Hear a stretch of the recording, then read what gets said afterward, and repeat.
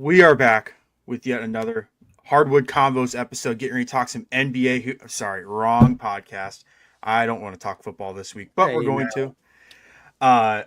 But back with another episode of the Between the Hashes podcast here on the 515 Podcast Network. As always, joined by Braden Bankin and myself, Dawson Livingston. Start off every episode asking the boys how we're doing. Braden, how we doing? Not bad. The Niners won in pretty convincing fashion. Iowa State was on bye, so they couldn't hurt me. Um, I mean, yeah, all around, some pretty good games. Wasn't able to watch much of them because I had a family Thanksgiving to go to, but from what I saw, had some pretty good games and some pretty questionable performances. Yeah, a lot to talk about this week. A lot of close games this week. A lot of surprising results. Players that balled out this week. And we're inching closer and closer to postseason play. Like you said, Thanksgiving's right around the corner. We're gonna be getting those Thanksgiving Day games next week, which is gonna be super fun. I think there's 3 games that day, which will be super fun to watch throughout the day. But we're gonna start with the news of Michael Penix Jr. being out for the year for the Atlanta Falcons, officially ruled out, which means Big Kirk Cousins is now at the helm for the quarterback position for the Atlanta Falcons. The Falcons are just an absolute mess this year. They went all in with Penix as their quarterback, benched Cousins, traded multiple picks to move up in the first round to select a guy like James Pierce Jr., traded their next year's first, and they're sitting at 3-7, I believe, right now as we are recording this. Yep, 3-7, and do not have their first round pick. Yeah, as it stands, the Rams have the 8th overall pick in the draft, and the Rams are 8-2. So if you're a Falcons fan, just all around really rough. But what are your thoughts on Penix being ruled out for the year? Yeah, I gotta say, as somebody who had the Falcons making the playoffs, not looking great on that call. Raheem Morris should probably not have a job after this season, from what we've seen. Just all around disaster class out of him. By all means, on paper, this should be like the best offense in football, and they just aren't. I don't know. I really don't know what's clicking other than is it play calling? Is Penix just not the guy? We've seen some questionable decisions out of him, but just overall has been an absolute disaster in Atlanta, and people need to pay for this. Yeah, and you mentioned that their weapons that they have on the offensive side of the ball are pretty unreal. You have Bijan Robinson, who's arguably one of the top 5 backs in the NFL. Drake London, who at his best is a top 10-ish receiver in the league, certainly a stud for them. Even though he's kind of a meme anymore, Kyle Pitts is still a pretty big contributor for them anymore. And then for this team to have all this money and resources invested into them, for them to be sitting at 3-7 and lose to the Carolina Panthers for the second time this year, I think the Panthers swept. Yeah, they got swept by the Frisky Panthers. Hey, I was probably the most bullish on the Panthers all season. Did not expect them to sweep the Falcons. I thought the Falcons were a much better team than what's being put on the field right now. But yeah, it's certainly not a great look for the Falcons. Brock, do you have any thoughts on the Falcons as a whole or Penix getting ruled out for the year?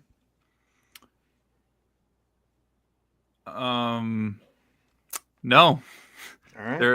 It's bad football that's being played in Atlanta. That's pretty much all I can really say about that. Yeah.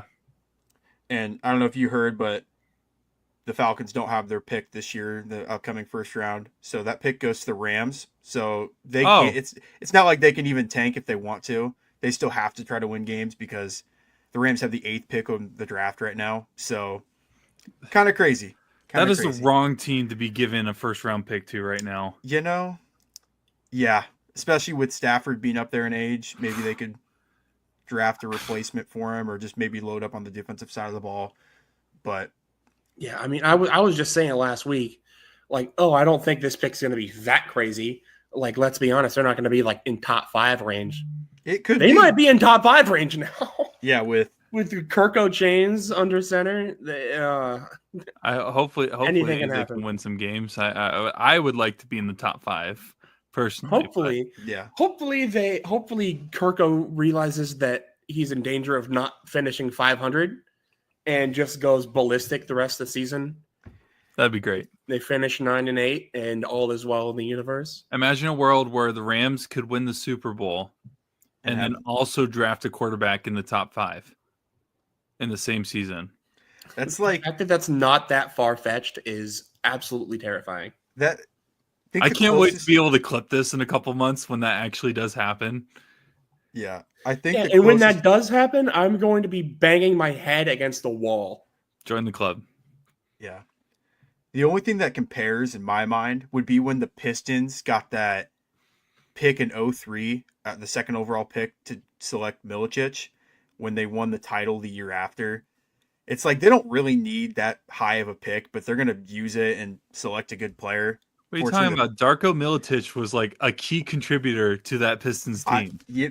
On me, Some say they don't win without Milicic. If they would have went with Carmelo Anthony, some say that they don't even make it out of the first round. He's just not a winner. Yeah, I guess. I don't know. But, yeah. If that ends up happening in April, where the Rams are sitting at pick 5, pick 4, good Lord. Dude, if that happens, I think they are going for a quarterback, no matter who's available. I don't even know who the quarterback would be, though. The quarterback's that's the craziest thing about it. Year. So, I don't think he's going pro because he hasn't really had that good of a season or whatever. And we've never really seen a quarterback. I don't know how. I don't mean to go on this little side tangent of who the replacement of Matthew Stafford should be because the Rams are Super Bowl contenders right now. But he won't be a top 5 pick anyways, even if he wanted to go. But I'd love to see a mobile, a quarterback that can be a little mobile in a Rams uniform, just to see how that would look with that offense. Honestly, I don't think he's going pro because again, terrible year for this team and him personally as well. But Lenore Sellers, I think, would be an interesting cat to put in the Rams organization and offense, just because I think he has the raw talent. Just whether or not he can actually reach that stardom is another thing. As someone that thought that he would be a Heisman candidate this year, and I think a lot of people thought he could be a Heisman candidate this year. But no, that's a random side tangent I didn't mean to get on. I joined the episode and I already got you guys off track. I apologize. Hey man, Lenore Sellers was up 30-3 against A&M on Saturday. That deserves a banner in itself right there. For those that don't know, I am basically, I consider myself a South Carolina fan for all their sports. So I was not having a good Saturday at all because it went to half and I was at a family event and I even said, the game, they were like, I can't believe they're up by this much. I'm like, I looked at them and I was like, have you watched South Carolina football this year? And they're like, no. I'm like, okay, it's not over. Trust me, it ain't over yet. And I wasn't wrong. Over. I wasn't wrong. No, that was one of the more crazier second halves I think I've seen any team play when they're down 27 points at halftime to a 3-win team or a 2-win team. That was pretty ridiculous. I don't know what was crazier, that comeback or the state trooper that thought he could size up 2 football players in pads. Was it Nick Harbor after he scored the touchdown and the trooper was getting ready to swing? That was weird. That was weird. I mean, anybody gets bold with iron on their hip, but I got a 6'5", 250-pound receiver that can run a 4.4 staring at me, sizing me up. I'm not getting physical. You got it, man. The thing I said immediately after that, and again, I apologize for going on the side tangent, but I said immediately after that, I was like, you are lucky that this isn't an 18-year-old that has no control over his emotions. Because the last thing you need to do is shoulder check an 18-year-old. Because some 18-year-olds who have major egos take that and just full on go swinging. I would like to think even egotistical 18-year-olds know better than to swing on a cop. But I've seen. It's hard to imagine what it would be like in that situation because the energy, everything in that, your adrenaline's going and all that. So sometimes you can forget. I mean, Antonio Brown completely took his Antonio- uniform off just Antonio off of pure Brown adrenaline. is another. He's another level of brain soup. I found out today that my coworker lost his fantasy football championship the year that he did that because of Antonio Brown. He was because he decided to quit mid game. He lost the championship. That's rough. It's sad because like people aren't gonna remember how good Antonio Brown's like 4 or 5 year peak was with the Steelers. We're only gonna remember the shenanigans, but He was a Hall of Fame lock if it wasn't for him going just Yeah. insane. People thought he was gonna be a top 2, if not the greatest receiver He at would- one point. he was on pace. He like that like 2013 to 2017 4-year run that he had with Pittsburgh rivals. That Killer Bees offense was Yeah. just insane. And now they can't even get an offense to save their life. We need a 30 for 30 on the Killer Bees. We really do. We do. The downfall of Le'Veon, Antonio, and Big Ben, like that truly needs to be studied. Don't call it downfall on Big Ben. He just got old. It- He fell down. Like, yeah, Took 5 however it people to get him happened, down. yeah. but I lost my train of thought. I don't know what I was going to say. Falcons are in trouble. That's the summary of this topic. Somehow we got all the way back to the Yeah, Falcons. somehow we got to the Killer Bees offense from the Falcons. Yeah. Only on the Between the Hashes podcast. Right. Truly. Next thing we're going to talk about, kind of a surprise considering the severity of this guy's injury and the fact that he's a full participant in today's practice. Joe Burrow, full participant in Bengals practice today. What are your guys' thoughts on this? I think there's a couple different ways to look at it. The Bengals are already 3-7, so it's like they're almost dead. Like their season's almost cooked. But if you were running the Bengals, would you rush Burrow back, or are you going to force him to sit out the rest of the year? I have two angles I can answer this question from. I can answer this from the common NFL fan stance of no, you're already not making the playoffs. Why would you rush your star quarterback back who's already injury prone and then risk him getting even more hurt and missing even more time? But hello, are we talking about the Bengals that got your attention? Meow. All right, hold on. Anyways, from the other angle of having Joe Burrow in fantasy and him being my only viable quarterback option other than when Bryce Young plays the Falcons, I would greatly appreciate the points, especially since I'm fighting for a playoff spot right now. So if he wants to come back and put up 25 points a game, I would not be mad about it. Brock, what would you do? I wouldn't play him. Ow. You're not making the playoffs, but I am not signing his paycheck. And Ow. This hurts so bad, dude. He's like, yeah, your cat's like, now you know what Joe Burrow feels like every week. It sounds like Joe Burrow got a knife between the shoulders. That's true. But this franchise has been historically cheap, and you're going to expect them to want him to sit out and continue to pay him what he's currently getting paid. So I don't know. I have a hard time believing that he's going to just want to. He's going to be forced to sit out. I think they will want him on the field as soon as possible. At the same time, I don't even think Joe Burrow wants to sit around either. He'd rather play.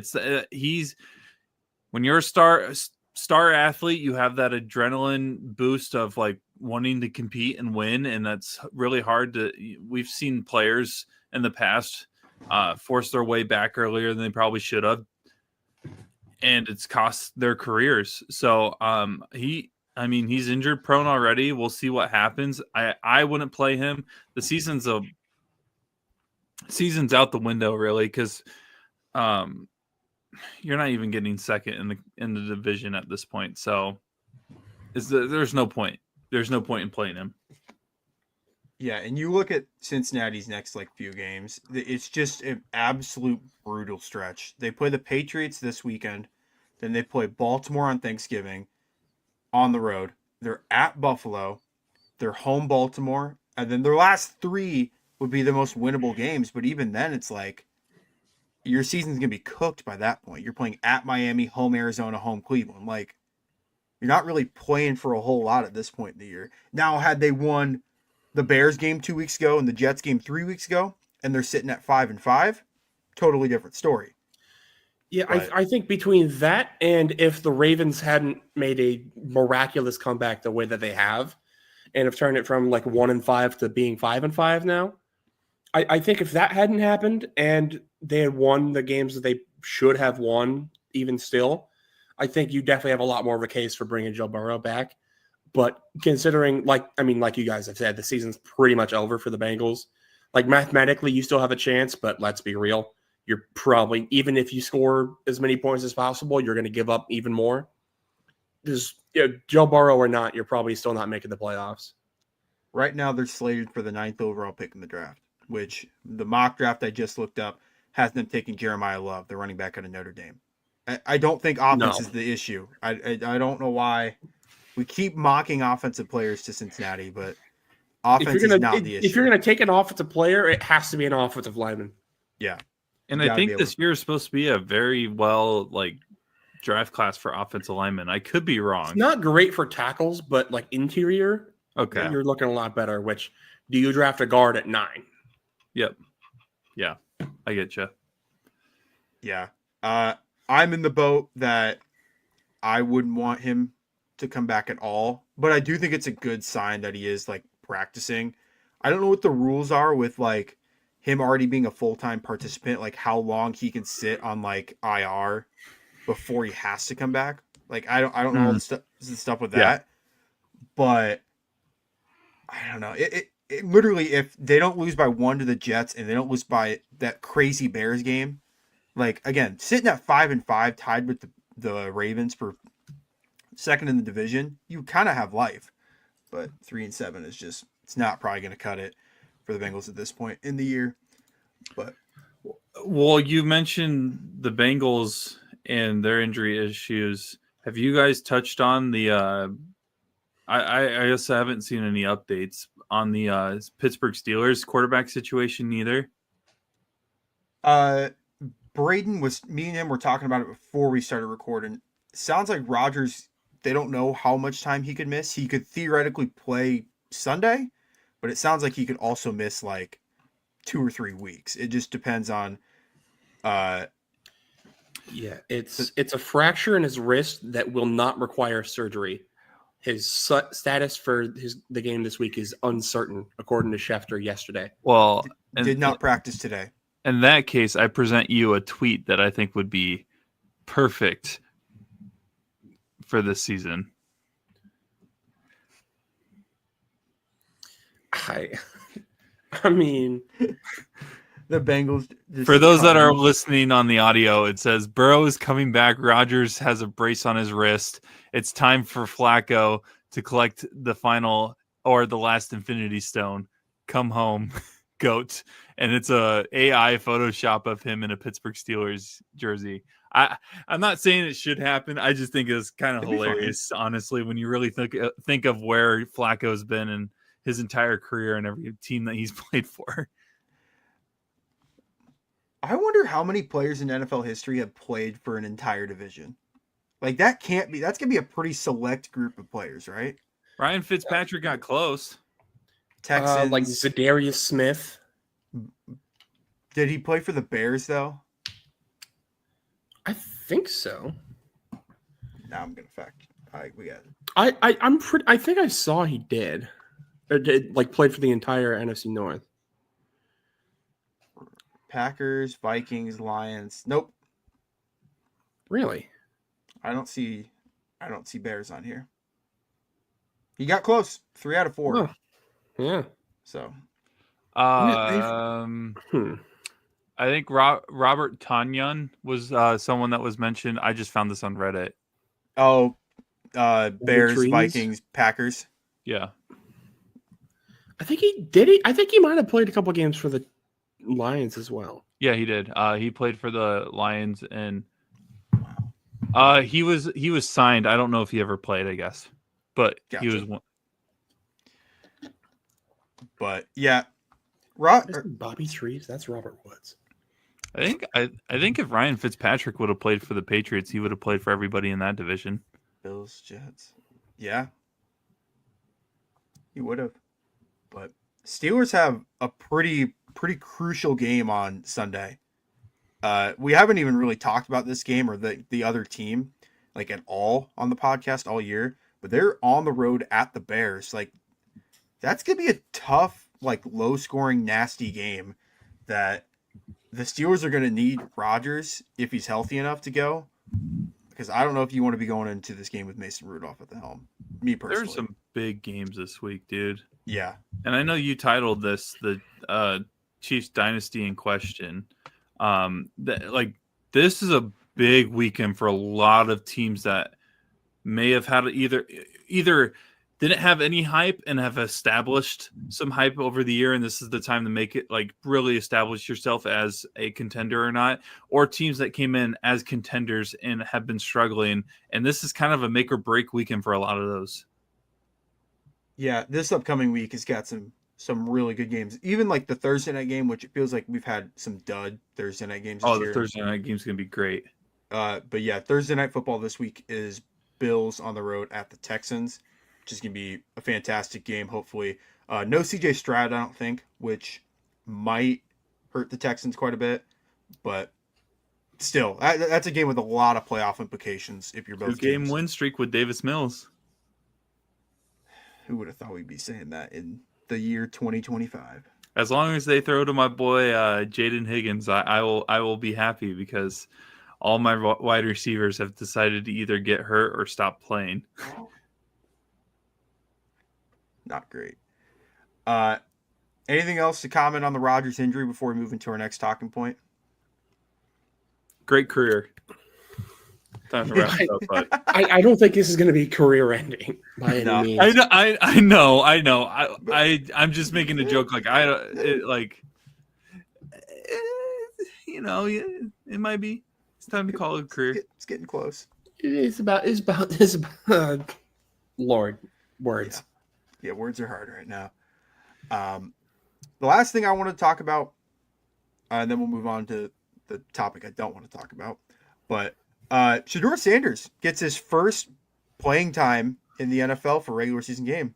Did you guys watch this game? What are your thoughts on Shedeur getting playing time for the Cleveland Browns? That was funny. I think Cleveland should retire his number. Good. You know, it's almost like there may have been a reason he was lower on the depth chart than Dylan Gabriel.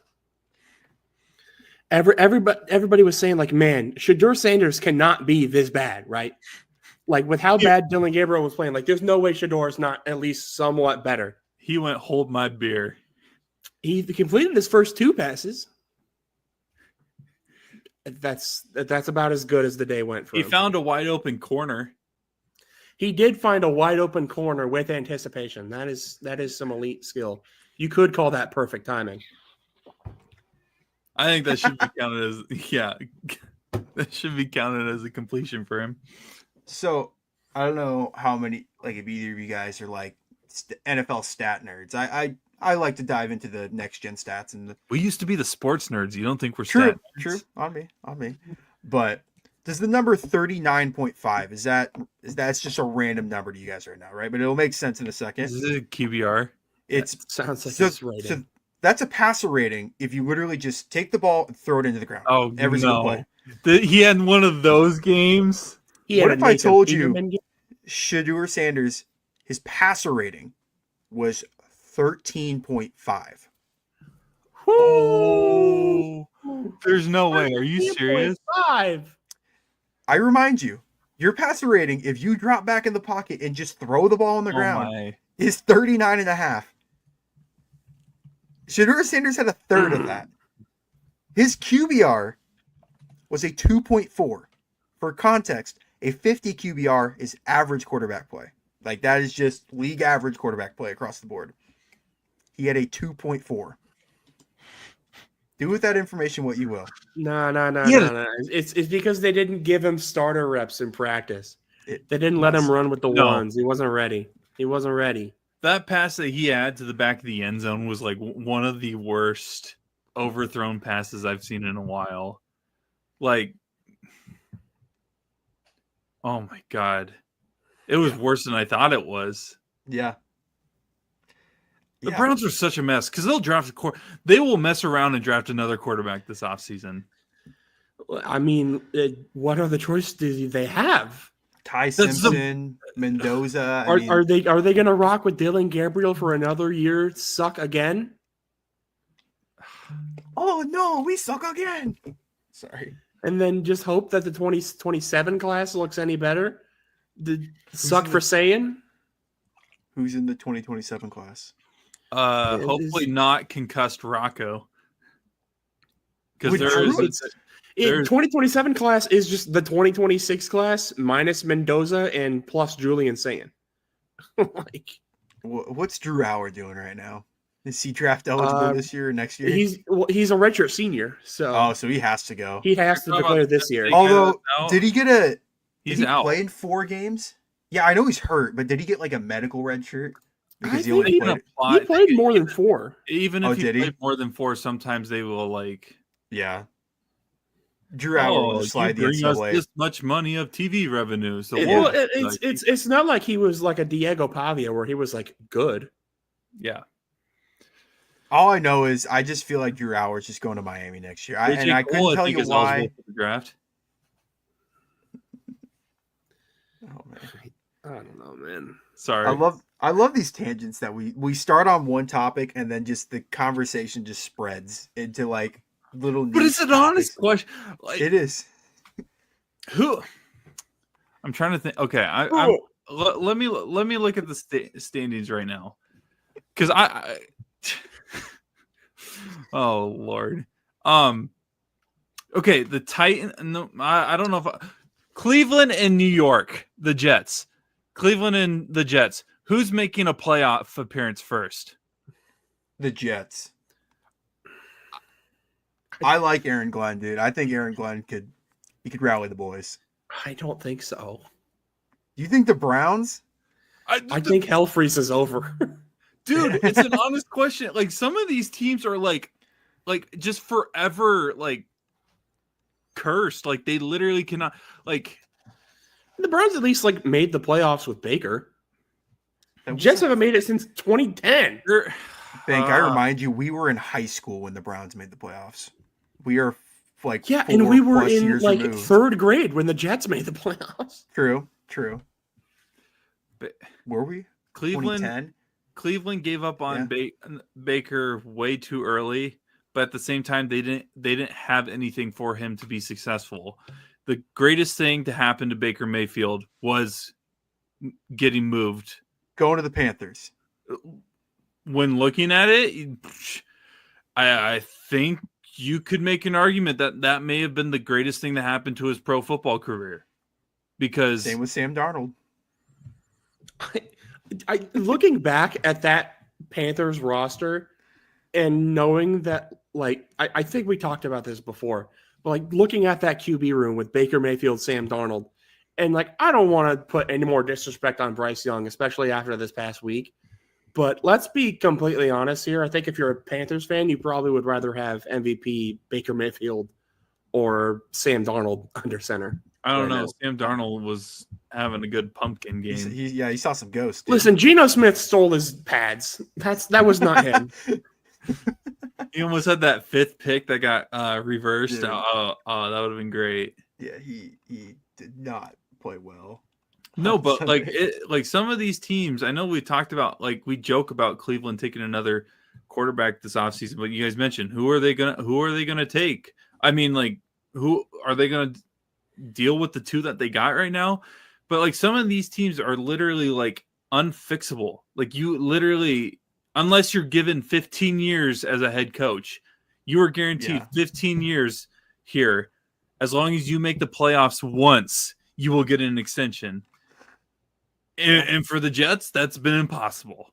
Yeah. So, honestly, the Saints are probably in that realm of like that territory of becoming one of those teams as well. They're getting close. The Post Saints, Breeze. at least the Saints have like that 5-year stretch at the end of Drew Brees' career to hang their hat on when they were like really, really good. They were super dominant. That offense was unreal. When the 2019 draft class, like the 2 years after that, they were like pretty good. Yep. And then it just started to unravel. Well, they just kept mortgaging their future for the win now with Drew, which makes sense. I think any team would do that if you have that good of a roster, that good of a shot to win the Super Bowl. But they're just paying for it now. Their team is just god awful from where it was. They put all their chips on black and it hit green. Red. It hit green. Yeah. Green. Yeah. But I don't know. I would assume Gabriel's out this week then. He's definitely not playing. He's out this week. Yeah, they've already announced. So Shador's going to get his first start. Yeah, we were talking about that. He's playing Good the for Raiders. him. I mean, He's if playing you want to the- succeed, the Raiders might be the one team I where he might can't get. I can't wait for Monday. I can't wait for Monday. Because it's gonna go one of two ways. There is no like, oh, he did enough. They could tie, and he had 500 yards passing, and it'd be like, the future is here. The Browns are gonna be contenders in the next couple of years. You know, Shadur is the savior. We should have started him from week 1, or it's gonna be. If he throws for 500 yards, yeah. Okay, Well, but then but Bryce Young almost threw for 500 yards. Do we think Bryce Young's the savior of the Panthers? All jokes aside. No, but like I'm saying, like there's gonna be like he could go for the most average game in the world, and it's gonna look like he just won the Super Bowl. Like, I'm trying to think of a relevant example. I get what you're saying though. It's either he's going to have the game of his life and Glazers are going to be going crazy, or he's going to throw like 4 picks and just look terrible, and Glazers are going to say it's Kevin Stefanski's fault. Those are the 2 options. Oh, if they lose this weekend, Stefanski's out next week. I think. Ooh, I don't know.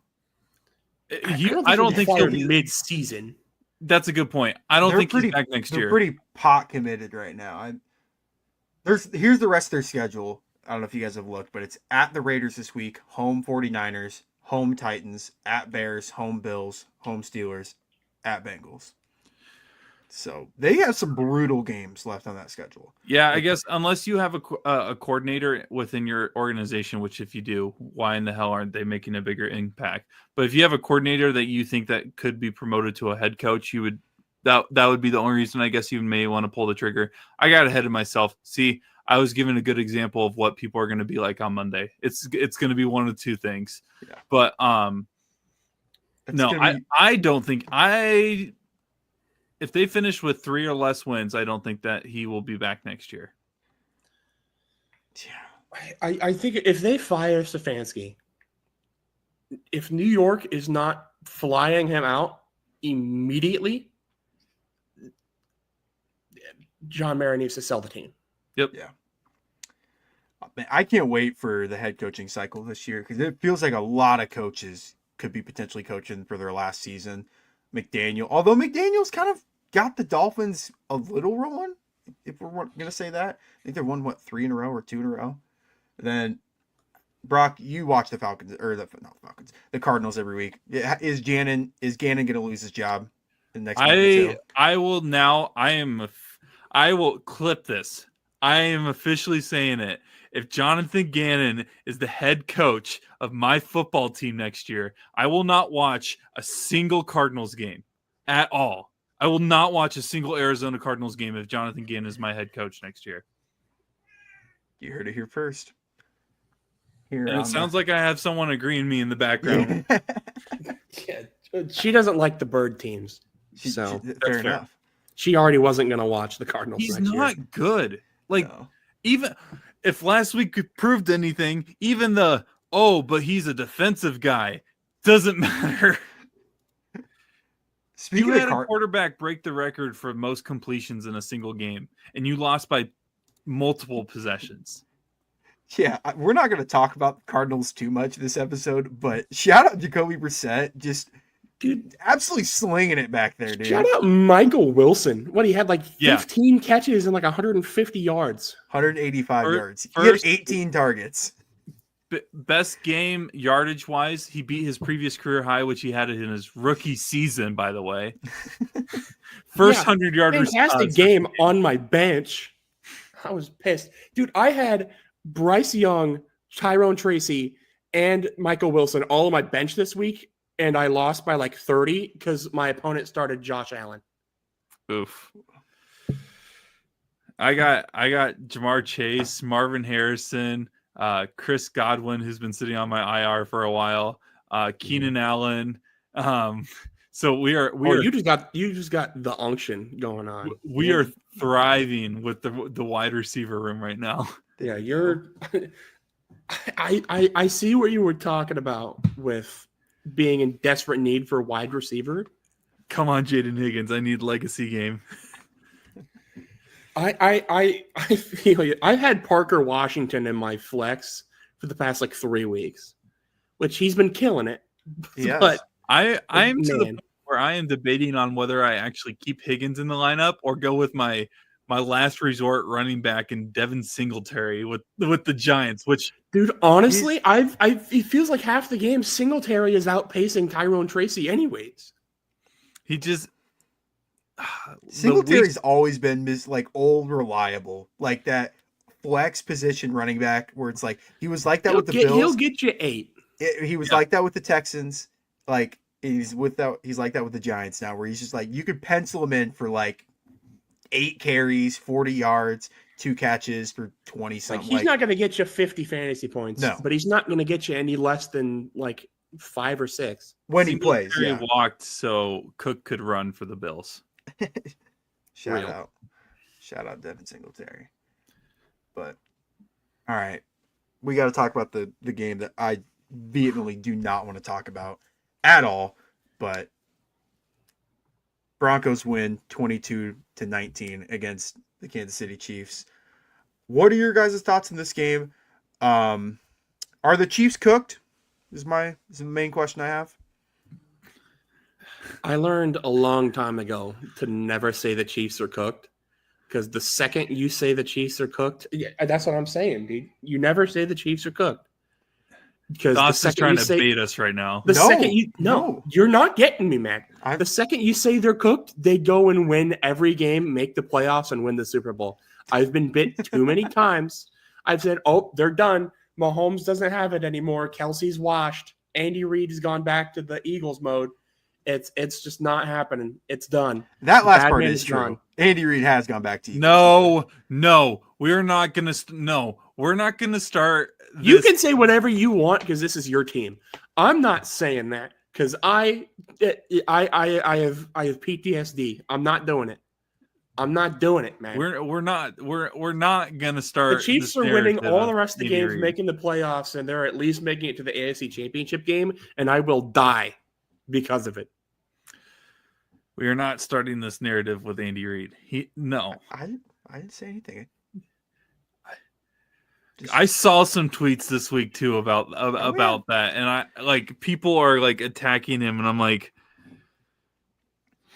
Well, here's the thing. We're all sports fans. When something happens in the heat of the moment is when we're the most like reactionary. Like heat of the moment, you lose a big game. Like Twitter, it's a war zone. You do not want to go on Twitter after a game when your team loses because it's just like fans' opinions on both sides of the spectrum of who to blame and what to blame. Then you wait a day, you take a step back, and you realize it's not the end of the world, but Kansas City has no margin for error now. They lost their games that, like, if they lose one more, they probably are going to miss the playoffs. They're sitting at 9th right now. I think they have a 55% chance, I think was the stat I saw, to they sneak in.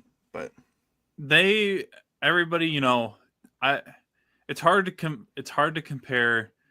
As this title of this episode is called, mentions the Chiefs dynasty. It's hard to compare dynasties between other sports, but everybody was wanting like, oh, are they the next Patriots? Are they the next Patriots? I don't know if this dynasty is more Patriots-esque. If it instead it's more Golden State Warriors-esque, where they were this unbeatable team.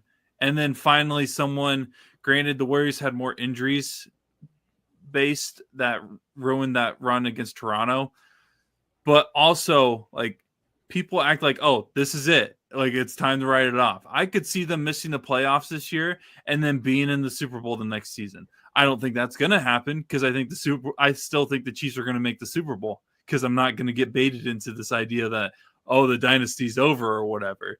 Like that's not what's going on. And at the end of the day, one of the best, if not the best quarterbacks in the world right now is the Chiefs quarterback and Patrick Mahomes. Gardner Minshew. No, that's the second best quarterback in the world. Sure. You still have Travis Kelce, and I know that he's done not been the issue. That's what I'm saying. He has not done nearly as bad as what he was last year, and they made the Super Bowl. Even to start this season, he was looking like he's washed, and then he just realized, oh wait, I'm goated, and now he's just back. It is sad though when you look at this receiving room for Kansas City, and outside of Kelce, the best receiver that Kansas City's had, like that's played well, is Tyquan Thornton. Like Rice is not. He had one decent game with the Raiders, where it's the Raiders. Everyone puts up numbers on the Raiders. Hollywood has had like that first game against the the Chargers, looked super good, had almost 100 yards. Worthy has been MIA just the entire season. As a fantasy owner of him, it is extremely frustrating to have him in your flex every week. But I pulled him out of my flex a long time ago. Yeah, I need to, but it's that or Khalil Shakir, and Khalil Shakir is the same kind of player, if not not worse, but they're the same player. Same player, different teams, in my eye. But it's funny that I mentioned a couple weeks ago how dumb I thought it was that about the rumors around the trade deadline that they were refusing to give up a third round pick for Breece Hall.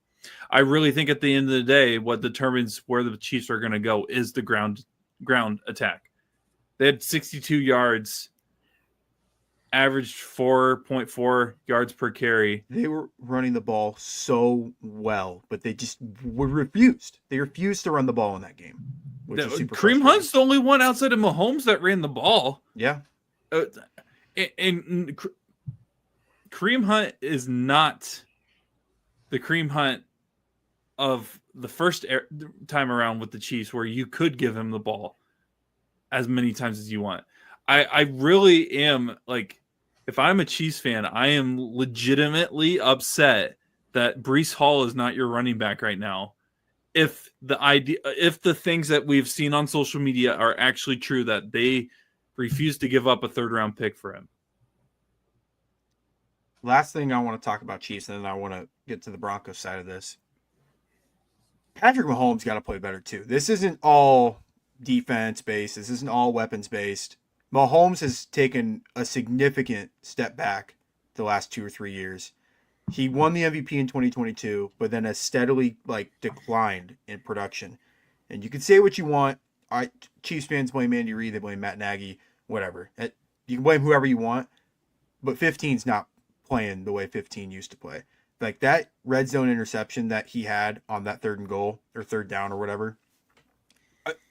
Like that's one of the worst interceptions I think I've ever seen him throw. And then the one that got taken off the board, the pick six that they called back because of a hands to the face or whatever, was the worst throw I think I've ever seen him make. He's got to play better. They have a huge game on Sunday against the Colts, who are coming off a bye, coming into Arrowhead 8-2, full head of steam. But yeah, we'll see. We'll see with Kansas City. But people need to stop with this idea that like once one team that has established a dynasty has one bad season, it's time to like blow it up. It's over, blah, blah, blah. When I mean by blow it up, it means like don't even like recognize them as a dynasty anymore. Not necessarily like blow up, trade everybody kind of thing. As long as Mahomes and Andy Reid are together, I still won't count them out. I will never count out those two together, and I still firmly believe that come the week before, 2-3 weeks before the Super Bowl, when we're getting to the conference championship rounds, Kansas City is going to be in that talk. Yeah, we'll see. Their backs are against the wall right now. They have no room for error the rest of the year. But I want to get to the other side of this game, kind of the surprise team of the NFL this year. At least I would say. Big Bo Nix guy right here. Yeah, I was going to say, I think both of you had Denver in the playoffs. I don't remember our conversations for preseason, but I think both of you had Denver in the playoffs. Remind me to look to put together a compilation for the week of the playoffs of like our predictions or whatever, and then we can look at that stuff. But yeah, I mean, I have my awards list, like my predictions and awards already written down still. And yeah, I had the Broncos making the wild card. Of course, I had Chiefs and Chargers in there as well, which those don't look as solid right now. But yeah, I did not expect the Broncos to take this big of a jump this season. I expected them to take a pretty decent jump from where they were the year before. Definitely had them in the playoffs. But man, 9-2, I did not have that. Perks for a perk for them is that they're unbelievable at home. Like I said this while watching the game last weekend. I think Arrowhead, and I can't remember the name of the Broncos stadium. I think Mile High. Mile High. I think those two are easily top 5 toughest places to play when those teams are really good. If not top 3, depending on who you talk to. And so this was a recipe for success for them. It was, if we're being honest, this game wasn't like really like great by any means. Like, what was it? It was 6-6 at the end of the first half. So there wasn't really much action. Bo Nix didn't have a passing touchdown.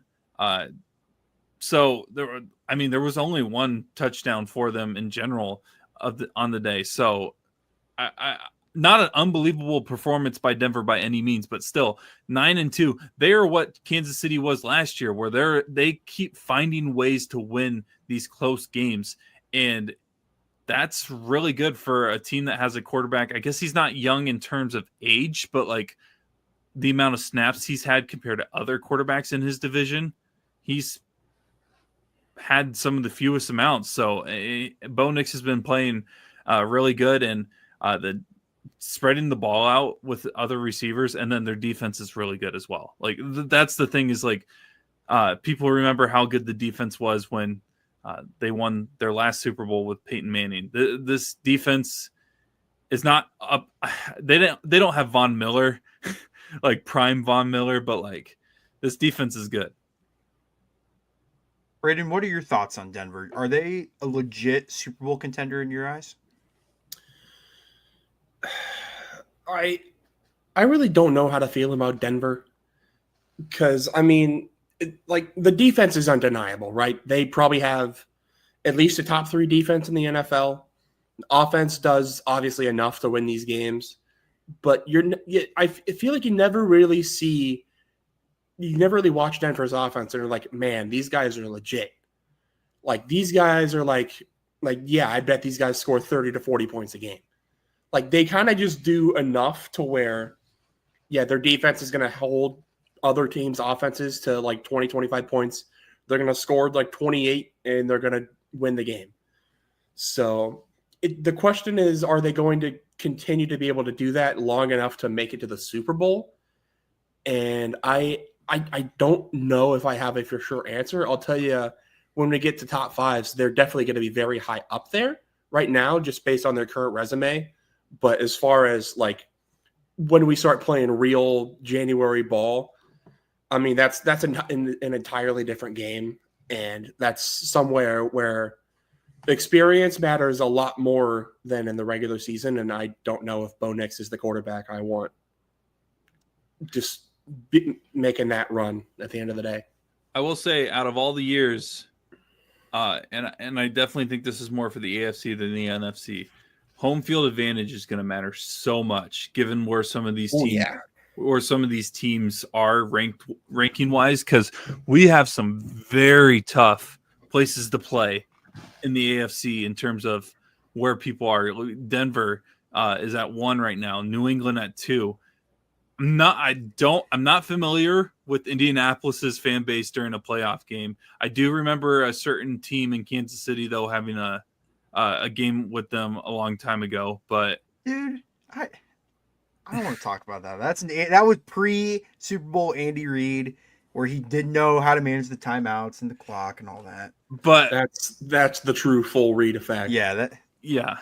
But Pittsburgh, I mean, it's everybody knows about the Steel City, Buffalo, and then you have a home team for the away team and the Chargers if they end up making it. Yeah. But no, your home field advantage is going to be crucial for the playoffs this year, and Denver is a tough place to play, man.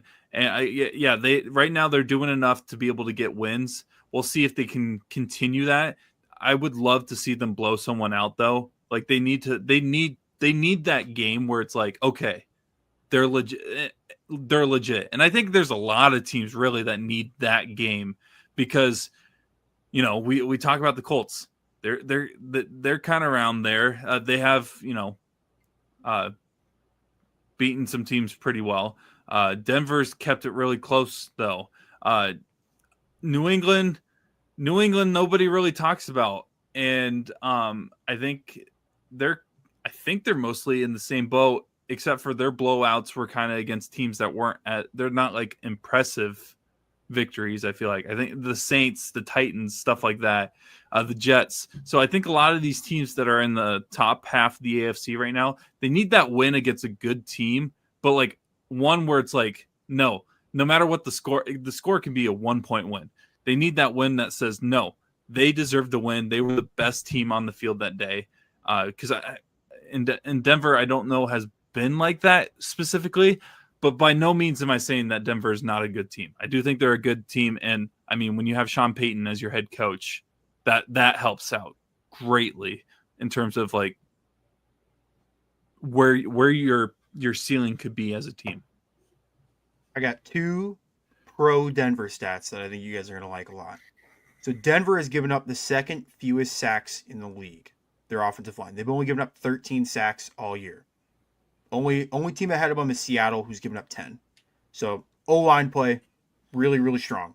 If you were to tell me that the 2 best O-lines in terms of sack numbers were Seattle and Denver. Russell Wilson. Yeah. I love Russell Wilson. Seattle's offensive line and the atrocities I watched Mike McGlinchey do in a 49ers uniform. And those are the best offensive lines in football. Is that where you were going, Dawson? That just popped in my mind. I was like, what has happened to this sport? No, the other stat I was going to say is Denver is first in the NFL in sacks by 15 sacks. The difference between them, like with the second place team, is the same difference between the second place team and let me do the math on that. 1, 2, 3, 4, 5, 6, 8. What is that? 24 teams? 24 team gap?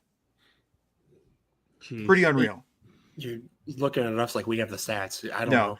They have 49 sacks in the year.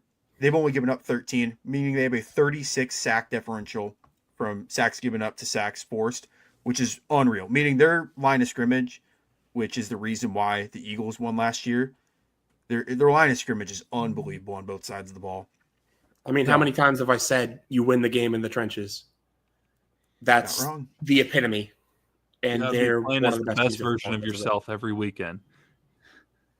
It's winning in the margins. Yes. All right, Matt. We just went through all of Matt Campbell's statements that he usually uses. That's not me hating on Matt. Some people want to throw shade at Matt for no reason. No means am I throwing shade at him. Greatest coach in Iowa State history in any sport.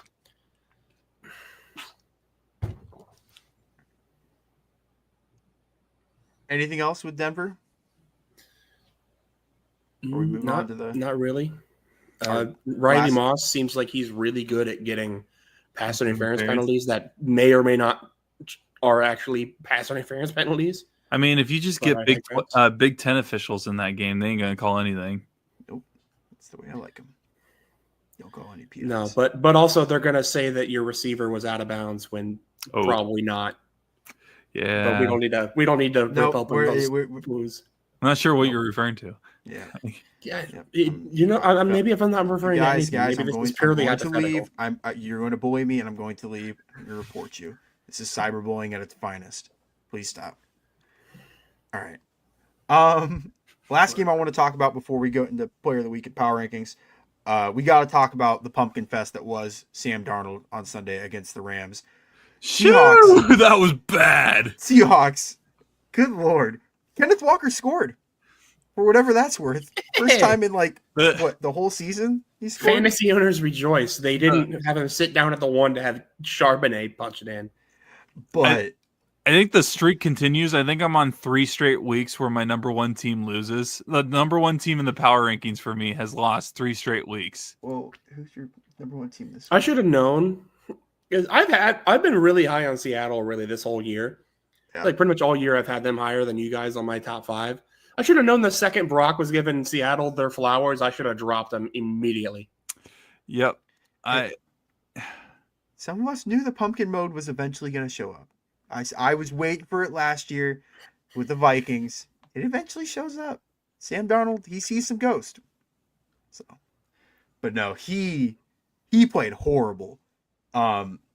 He had 280 yards, but he had 4 picks, and it should have been 5 had they not overturned the last one. But yeah, they only lost by 2 despite how bad he played. So kudos to the rest of Seattle's offense for keeping them within this game. But Seattle loses this one 21-19 against the Rams. The Rams improved to 8-2. I think have sole first place of the division. I would imagine, yeah. But yeah, man, the Rams keep winning. We were talking about whether or not Matthew Stafford needs to get traded or cut or whatever. Like, yeah, unbelievable. Devontae Adams having a good season. Puka Nacua is one of the best Swiss Army knives in the league. The defense, highly underrated heading into the season. I didn't give this Rams team any chance this season. I think you guys gave them a lot more credit heading into the year. So And winning the division, baby. Yeah. I Braden with the greatest emotional hedge of all time, picking the Rams to win the division. If there's anything I am good at, it is a good old emotional hedge. I love it. But yeah, dude, the first real time we've seen Sam Darnold be very stinky since that playoff game against the Rams, funny enough, which, good Lord, that Sunday's game was so bad. The Rams have some, granted, some of those years, most of those years involved Aaron Darnold, but in the playoffs, if they get a quarterback rattled, those quarterbacks literally look like they forget how to play football. Watch Kyler Murray's one playoff game against the Rams. Literally though, I know that you got to remember at that season, Kyler Murray was having an unbelievable year as a quarterback in the NFL, and the Rams completely shut him down. Didn't even allow him to scramble. That exposed Kyler. When he can't scramble, you take away everything basically for him.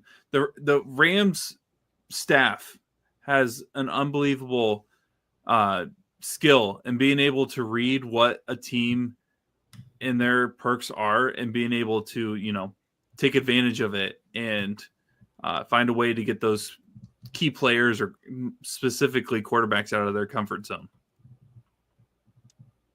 Man, the Rams, they're playing some great ball right now. And keep in mind, they were really the only team in the last playoff run to like keep it close with Philly, because Philly kind of boat raced Green Bay in the first game.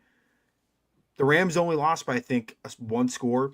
Obviously, the NFC. They should have lost by one. Yeah, the NFC title game in the Super Bowl, Philly dominated both of those games. But the Rams were the only team to keep it somewhat close with Philly. So we might get that rematch the way things are kind of headed towards in the NFC. Yeah, I for NFL's sake, I hope that game is in Philly, because if it's in Los Angeles, it's just gonna be another Philly home game anyway. But at least if it's in Philadelphia, could have like a rain or snow element like they did last year. I do. I know we make fun of the LA teams. I do think the Rams have slowly started building back up a fan base a little bit. Granted, they're good, so that's an easier thing to be able to do.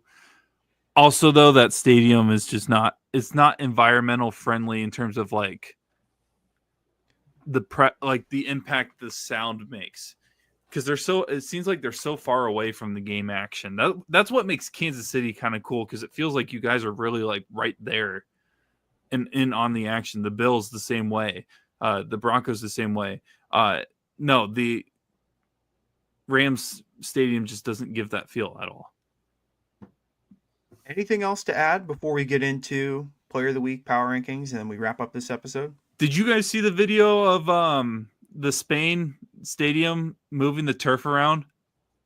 Oh, it was so cool, because they I guess the turf is actually like taken care of below the stadium, and they had this whole video, because that game was this week, right? I'm not tripping. The Dolphins game that was overseas. Yeah. Oh, in Madrid. Yeah, Madrid, wherever. Germany. Yeah, it was. Yeah. But like it was a cool video. Like they showed how they took the soccer pitch out and they brought up the football field through this technology thing. And part of me is like, what? I know why, but why doesn't every team have this? Because it would be great to be able to have natural grass on every field, so players don't have to worry about sticking. Yeah, I know it's the money situation, but like, I wish money didn't matter, because like really, the money, players' health, money, knees, money, careers. Yeah. Some owners are just cheap. Keep having your players be healthy would lead to them giving you more money, because people are able to see your players. Exactly. So instead of paying your players to be hurt, you can pay your players to actually play and be healthy and be good. Yeah. Explain that to the Jets. Or the Niners. All right. Or any team. Yeah. Explain that to Roger. True. He's the one that we need to get a hold of. Aaron Rodgers?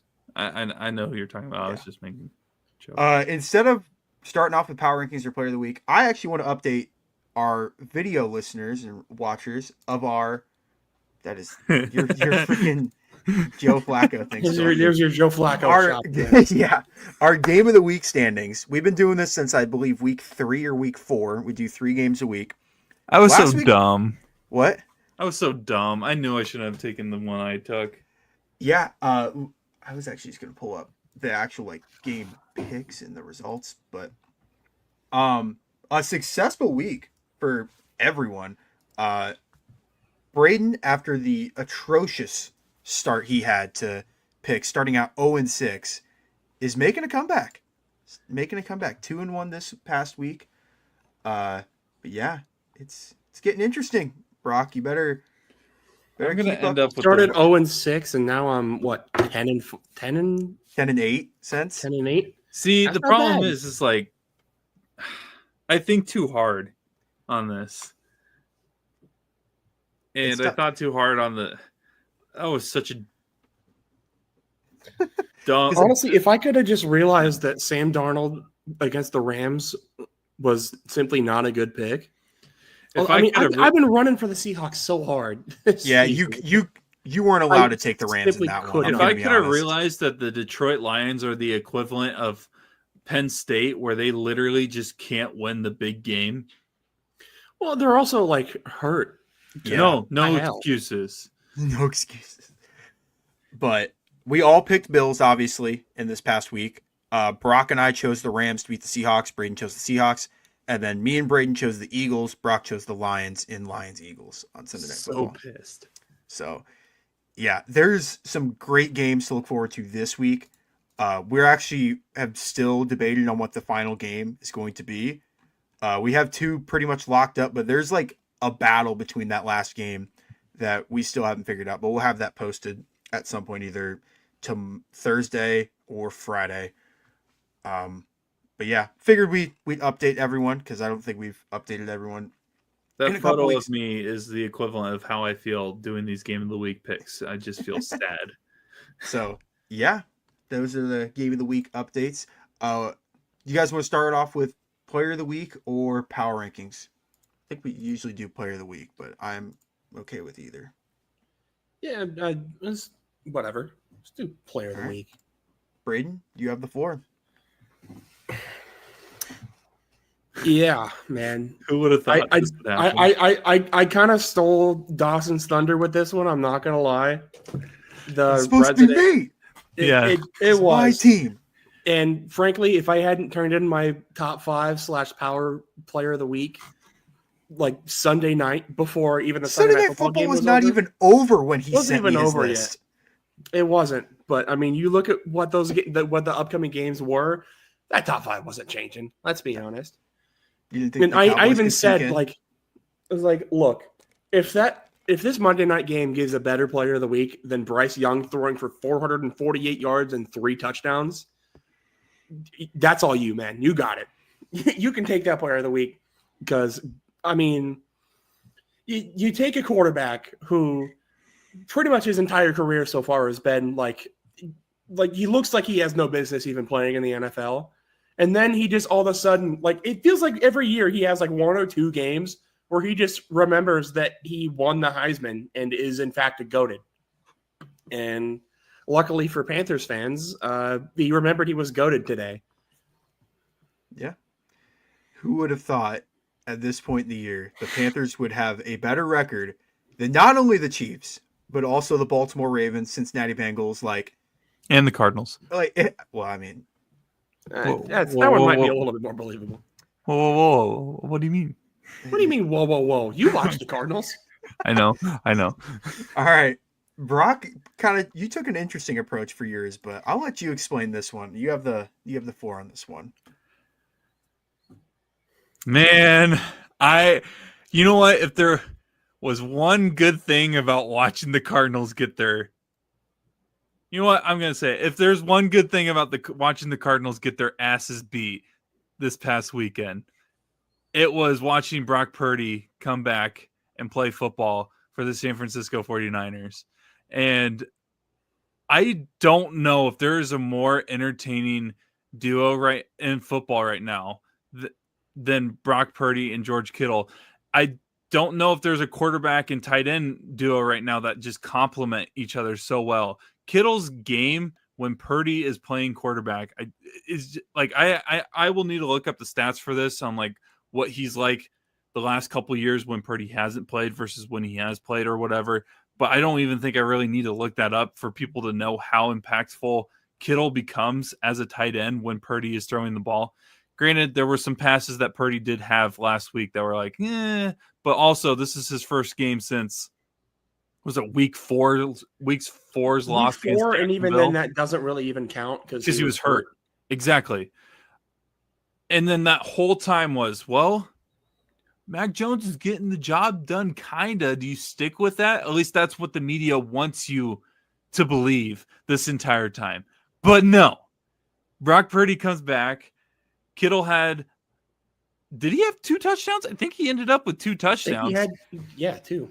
2 touchdowns. I'm not going to say the yardage because for the sake of people listening, if they have kids around, they would start freaking out and doing a certain meme dance of some sort or whatever. But Purdy had 200 yards through the air. I know it was against Arizona, but like I'm kind of using this opportunity to share with people that Brock Purdy is a good quarterback and deserves to be a starter in the NFL.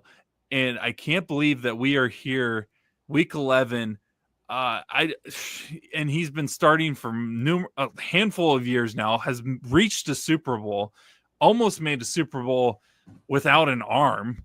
Again, granted that game wasn't even close, but like literally was playing with no arm.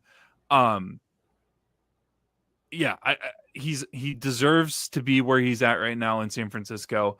And then George Kittle also is just an unbelievable player when Purdy is his quarterback. And I mean, I don't know again what the numbers say of him versus any other quarterback that Kittle's had in his career, but I don't see a better connection for him than when Brock Purdy is throwing them the ball. It just seems like those two know exactly what's going to happen with each other before the play even happens. So Brock Purdy and George Kittle kind of get a duo player of the week pick for me, just because I really do think this. I know that the 49ers are really hurt, and I'm not saying that they're going to be making the Super Bowl, but like that win can really jumpstart a team, and you don't have to be the best team this year, really, roster-wise, to win the Super Bowl or even complete for a good playoff run. You look at their schedule. They got Carolina at home, at Cleveland, at home versus Tennessee, at Indianapolis, at home versus Chicago, and at home versus Seattle. Like, the 49ers have a good chance to place themselves in good playoff position come the end of the year. And if they end up with a very good seed, I think there was even a route. I was just messing around with the playoff predictor webpage that I think both of you have used in the past. And there is a way where they are a top 2 seed easily in the NFC, just because of everybody else's schedule combined with theirs. And if they are a top 2 seed heading into the playoffs, it will be because of Brock Purdy and George Kittle, as well as Christian McCaffrey. But like, everybody knew that Christian McCaffrey's elite. I just wanted to take this time to emphasize that people need to get off this idea that Brock Purdy is not actually good. And just because he's not from the Alabamas, the Michigans, the Ohio States, the insert any other blue blood football program, Delaware. Doesn't mean. What was that? Delaware. Sure, Delaware. Shout out Blue Hens. It doesn't mean you can't be a good player in the NFL. And sorry, I kind of used player of a week as a way to get on my soapbox, but Brock Purdy, George Kittle, my 2 favorite players in the NFL. I like it a lot. Here's my player of the week. This one's kind of boring. Braden, again, took mine. So I'm the Panthers guy on the pod. You went with Mahomes' regular season daddy? Yeah, if you want to call it that. But this was super hard. I was going to either choose Josh Allen or Will Lutz, but I didn't really want to choose a kicker that just beat my team. So I went with Josh Allen. Simple enough. He played really well against the Bucs. He was the offense against Tampa Bay because he scored all the touchdowns for him. 6 total touchdowns, 3 in the air, 3 on the ground. I think had 317 passing yards and then had 40 yards on the ground. Didn't have the greatest completion percentage, but didn't really matter. It also did throw 2 picks, but again, when you score 6 touchdowns in a game, I don't care what you're doing, you most likely deserve to win player of the week, in my eyes. But yeah, that's kind of the short and sweet condensed version of that. But now we're on to our power rankings. Braden, I'm going to have you start with yours and just explain where you have. So just the image, sorry, before you get started, the fact that this is week 11 and that's the power rankings. No, go back to that. Oh, yeah. Like, so crazy. This year's been feels crazy. Like we're in, what would it be? Minus the Rams, like 2014 when Luck was good, Yeah. Wilson was good, Manning, Brady. Minus the Rams are just the outlier here. Oh my gosh, who would have been the quarterback at that time? Would it have been Nick Foles? Probably Foles. Honestly, Or yeah. was Sam Foles still with Bradford? the Eagles? Oh, Bradford. Yep. Oh my god. Jeez. I'm looking Yeah. it up now. This year has been great, guys. I really have enjoyed this NFL season because it just doesn't make sense. I have not. Yeah. Speaking of things not making sense, you're going to see a lot of a change in this top 5. and a lot of me breaking my own rules, more specifically with that number 5 spot. I usually start at number 1 and go down to number 5. I guess I'll switch it up this week. I'll go from 5 to 1. Number 5, I have breaking my own cardinal rule. Do not drop a team down after they win. Listen, some things happened. Rules are meant to be broken. Unfortunately, the Colts had to slide down a couple spots because some teams above them decided to just go Super Saiyan mode. Yeah, I mean, I've kind of said my piece with the Colts over this season. Daniel Jones, Jonathan Taylor, ragtag group of guys, Island of Misfit Toys, rada. You get the idea. You can watch any of the last 9 episodes of this podcast and get my opinion on this team. Number 4, I have the Seattle Seahawks dropping from their previous number 1 spot. And frankly, if they didn't have that number 1 spot before, they probably would be off this list entirely. Because, I mean, what on earth was that, Sam Darnold? 4 interceptions in a game. Thankfully, the rest of the team locked in, and they only lost by 2 to a really good team in the Rams. But, I mean, good Lord. Hopefully that just doesn't happen again if you're a Seattle fan. As a not fan of the Seahawks myself, I know I've been hyping up this team a lot. Let me get one thing straight. I don't like the Seattle Seahawks. If they lose every game, I would be over the moon. Ditto. That being said, I still think that they are a heck of a squad, and I got to tip my cap to them. I think this was just Sam Darnold pumpkin mode. So if we can avoid that, you're probably going to see a lot of success with this team. JSN is the only possible player in the way of a Jonathan Taylor Offensive Player of the Year this year. Number 3, I have jumping up from top 5 and really locking themselves into my top 5. I have the Denver Broncos. There's the sort of a Chiefs tax. Whenever you beat the Chiefs, you're going to get even more of a bump than you would otherwise. I've said it about 1 million times. I don't care what the Chiefs' record is. I will always give them and thus their opponents respect. And yeah, if you beat the Chiefs, you're going to go up in my top 5. That simple as that. Number 2, I have a team that I've wanted to fit into my top 5 the last 3 weeks. Well, I say wanted to. Same thing with the Seahawks. I don't like the Rams. I hate the Rams with every fiber of my being. But I cannot deny Matthew Stafford is playing the best ball of his career. The defense is locked in. Kyron Williams and Blake Corum have a pretty good thing going in that run game. Just all around, they're playing excellent ball right now. And I hate that the NFC West is just always a gauntlet. Just put us in the NFC South or something. Give us some free wins. I'm tired of this, Grandpa. And I have, taking the number 1 spot from the Seattle, I have the New England Patriots jumping up from number 2. I don't know if I love the idea of the Patriots being my number 1 team, but I will say Drake May is playing like an MVP candidate. Travion Henderson finally remembered that he plays football again, and the defense looks incredible. So, I mean, any of these teams, I should say, probably have an argument for the number 1 spot. There are even teams that are not in my top 5 that you can give me an argument for them being number 1, and I would agree with you. It's what Brock and I have been saying for the last month. Ranking 5 teams to be in a top 5 is simply not possible, and have everybody be happy about it. That Rams thing that we were talking about earlier from 2014, how this is basically just the standings from that year. Do you know who the Rams starting quarterback was that year? Was it not Sam Bradford or Nick Foles? No. Ryan Fitzpatrick. Ryan Fitzpatrick? Mm-mm. Try Austin Davis and Sean Hill. Did they finish with 2 wins? Was that the Jared Goff year? The year before the Jared Goff year. So this was the 2014 season. So this was the year this is how they got Jared Goff, or no? The next year is how they got Jared Goff.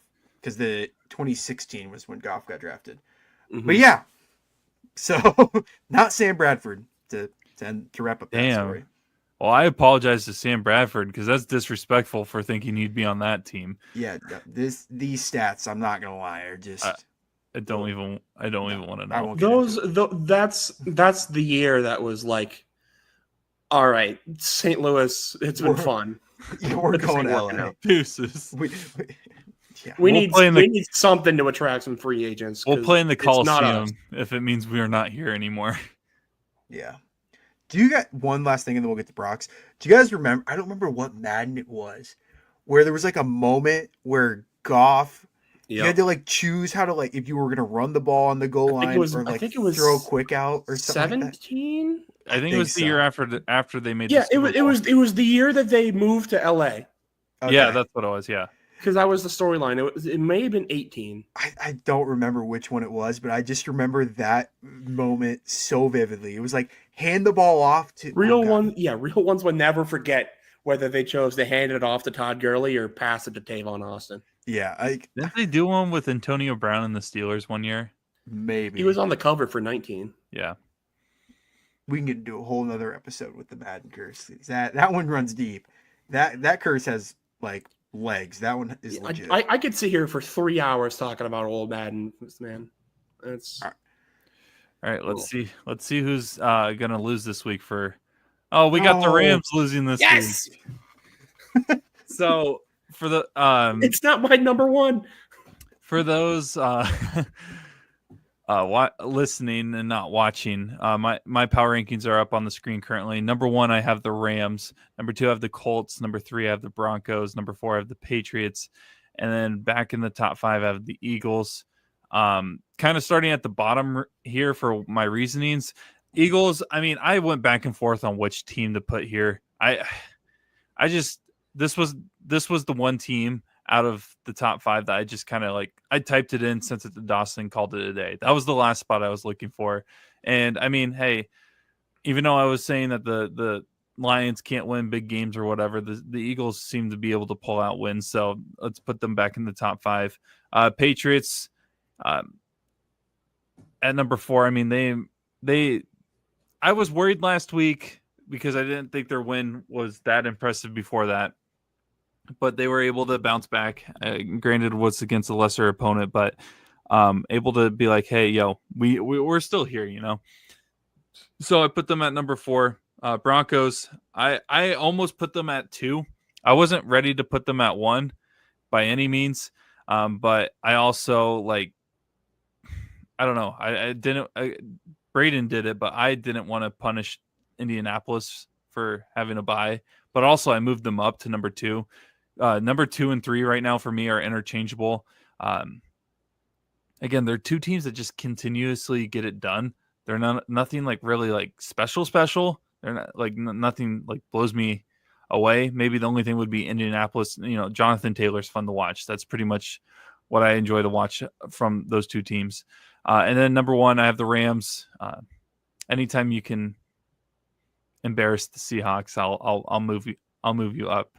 From being unranked, by the way. The amount of times I've moved an unranked team to number 1, and then the next week they proceed to lose is it's happened more than once. So I don't know how many times, but the fact that it's even happened once is kind of hilarious. We'll say with both the Rams and the Patriots, those alternates that they wore this past weekend, the Pats on Thursday night and the Rams on Sunday, super clean, super crispy. I was fans of both. I wasn't a fan of the Rams personally. You didn't like the black jerseys? I didn't like the yellow. I thought it was too bright.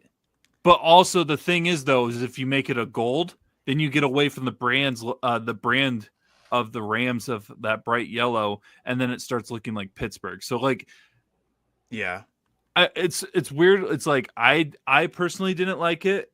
But like people saying that they loved it wouldn't bother me. It's one of those things where it's like I can see why people liked it. It wasn't my cup of tea.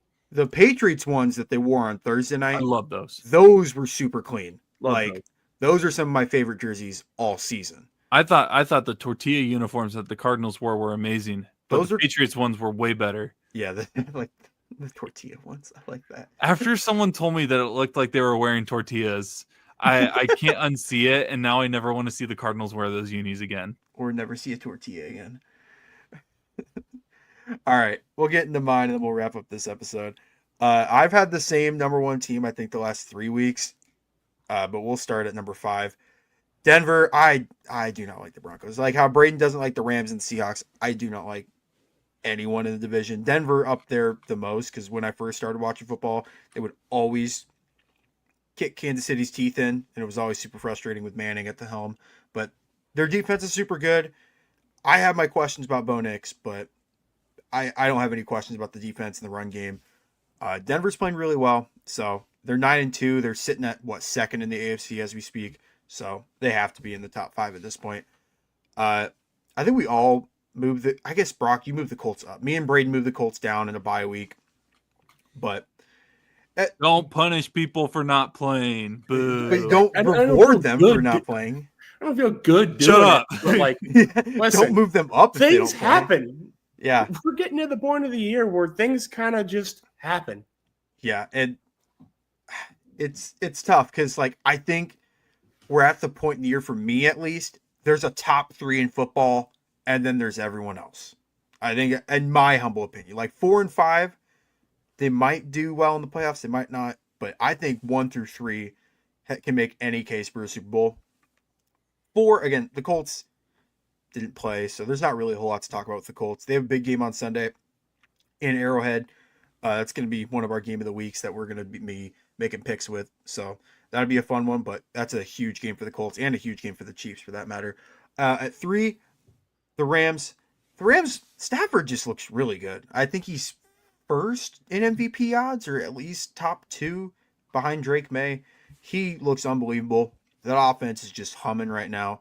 I know they only scored 21 points against Seattle, but Seattle's defense, I think we all recognize how great that defense is with Mike McDonald at the helm. But yeah, they just look super good on the offensive side of the ball. We talk about Puka all the time, Devontae Adams, Kyron Williams, and then Stafford in year, 16? Is playing some of the best football of his career. So the Rams have to be 3 for me. The Patriots, I was bullish on the Patriots at the start of the season. Not in my wildest dreams did I think they would be sniffing the top 5 in the power rankings at this point in the year, but here they are. I will say, their teams that they have beaten are like tomato cans. They're just not good teams that they're beating, but it doesn't matter. They're taking care of business. They've only lost 2 games. They're on a 7-game winning streak, and I don't know if you guys have taken a look at their schedule the last 6 games, but it is horrible. It is at Cincinnati, home Giants, home Bills, at Baltimore, at Jets, home Dolphins. There's at least 4 wins in there, which gets them to 13 wins, in my opinion. So if you're New England, could be in play for the number 1 overall seed if you just run the table. But the only games I have doubts about of them winning the rest of the way would be that Bills game and the Ravens game. And they've already beaten the Bills. So who knows? But New England's playing really well at this point in the year. But you were saying? I was going to ask you about the Rams, and maybe if this is something that's going to take like a 10-15 minute conversation, we can save it for a different episode. Is Matthew Stafford, in your guys' opinion right now, a Hall of Famer? And if not, does winning a Super Bowl or even reaching a Super Bowl this year take him to that Hall of Fame spot? I would say he's a Hall of Famer. I think that Super Bowl 4 years ago, that holds a lot of weight, Okay. in my opinion. I'm glad I'm not the only one, because I think there's people that don't think he's a Hall of Famer.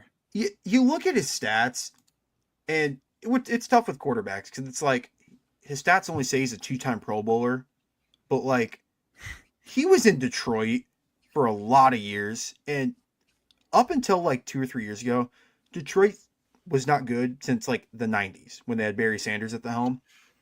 Like, I think so, but To put it into perspective, Matthew Stafford's career like win-loss record just hit 500 like this week. yeah. Seriously? I didn't even know he would ever be able to get there. That blows my mind. I thought he was too far under 500. Braden's right because his record as a quarterback is 116, 115, and 1. So Damn. So last week it would have been 500. This week officially put him over. yeah, because his Detroit years, those teams He had Calvin Johnson up until like 2014, 2015, which 2014 was the year he made the Pro Bowl. But like, there's so many bad Detroit teams he was playing with that were just And so some terrible. people, it's just sad though, because there are some people that take that into consideration and say that's why he's not a Hall of Famer. He didn't win. And I'm like, well, he can't be on every position on every play. He's the rare circumstance of like having a 500 record and being like a no doubt Hall of Famer in my eyes. Because I look at like Eli Manning, and I don't think of the same of Eli Manning that I do of Matthew Stafford. I think I would take Matthew Stafford's career over Eli. I know the two like stats wise and everything else. Like I think Matthew Stafford was a better talent, but that's just me. We all should thank Eli Manning every single day, because if it wasn't for Eli Manning, Tom Brady would have 9 rings instead of 7. So we all need to thank Eli Manning every single day, even twice on Sundays. Like, I want to preface that. But I like Brock said, I would rather have Stafford's career than Eli Manning's career, in my opinion. But had he not have a Super Bowl, definitely taking Eli's. The fact that he already has one and could be gunning for a second one this year, we'll see. And then, like I said, I've had Philly at number 1 the last 3-4 weeks. It looks gross. It looks ugly. I'm a Big Ten football fan. That's how most of the football that I watch is played. So until they lose or until a big injury happens, I'm going to keep Philly at 1. The fact that there are people that are like, yes, I want to watch that for my football games. So is there anything else that you guys would like to talk about before we wrap this one up?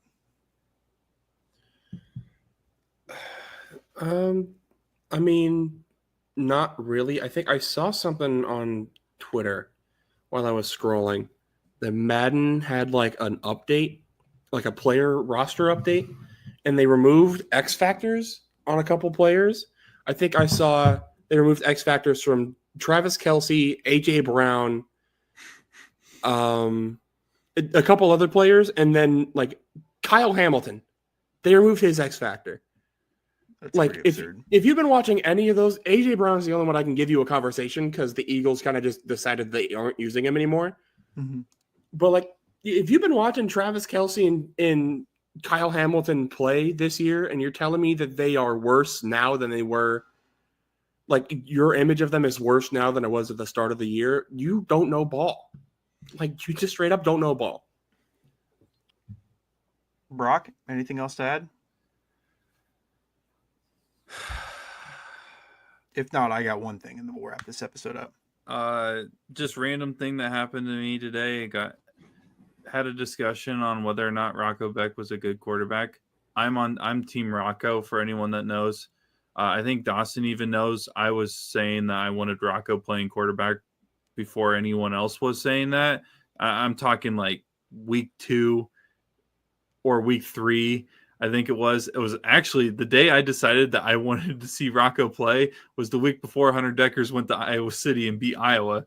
But I had a weird conversation today with someone about whether or not he was a good quarterback. And we got to the point where I started naming off Iowa State quarterbacks, and he was letting me know, I think he's just in the heat of the moment type of mode with Rocco because he's not a big fan of him right now. I asked him quarterbacks and whether or not he would take them over Rocco. We got to Grant Rohach. Some people may not know who Grant Rohach is, but that's how mad this guy is at Rocco Beck. And I will tell people, chill the heck out. It can be way, way worse. So look at literally any Iowa quarterback season, literally ever.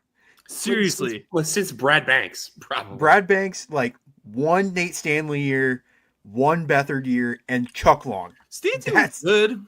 Stanley, his senior year was good, but other than that, literally look at any quarterback year the University of Iowa has literally ever had, other than Chuck Long, Heisman finalist, Heisman runner-up to Bo Jackson.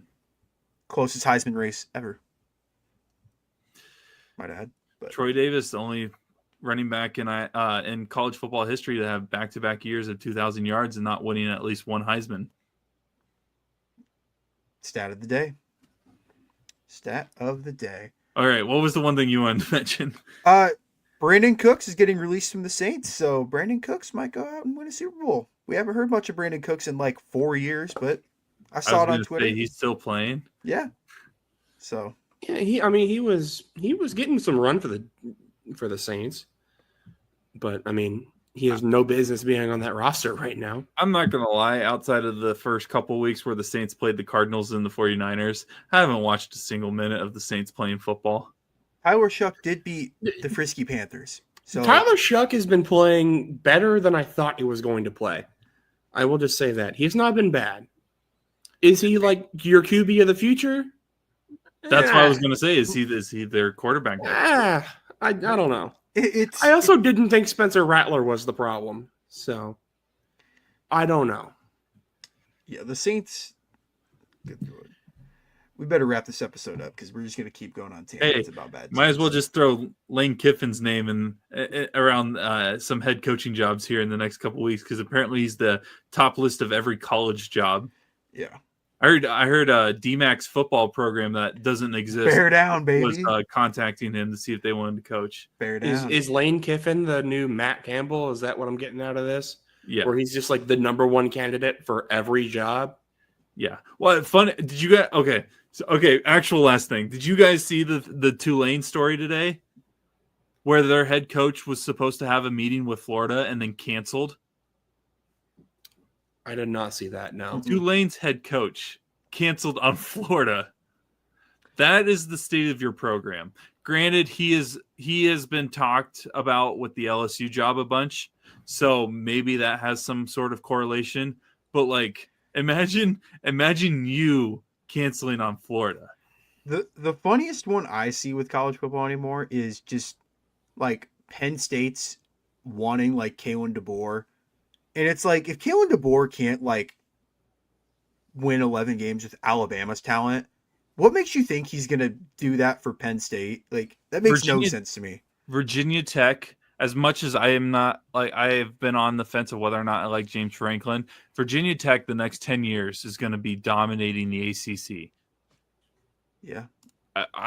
If he does what he was doing at Penn State in the ACC, it's game over for the rest of that conference. Already seeing a bunch of people decommitting from Penn State, and they haven't committed to Virginia Tech, but saying that they have gained scholarship offers from them. Just hope that Miami or Clemson don't become top 10 teams. Maybe we do a college football episode if the NFL season gets stale, or like once the season's wrapped up, that gray area between the Super Bowl and the Combine. Maybe we do some college football talk. But that will probably do it for tonight's episode of the Between the Hashes podcast. Recapping Week 11, looking ahead to Week 12, as Thanksgiving games are getting ready to happen next Thursday. We're getting super close to the NFL season, getting close to the playoff season for the college football as well. But for Brock Bierman, Braden Bankin, and myself, Dawson Livingston, we are signing off.